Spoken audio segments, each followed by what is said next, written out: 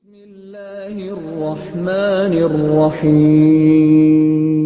اقرأ باسم ربك الذي خلق خلق الإنسان من علق اقرأ وربك الأكرم الذي علم بالقلم علم الإنسان ما لم يعلم كلا إن الإنسان ليطغى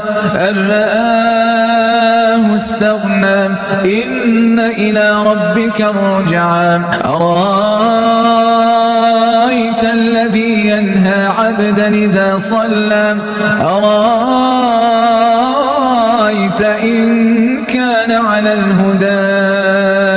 أومر بالتقوى أرأيت إن كذب وتولى ألم يعلم بأن الله يرى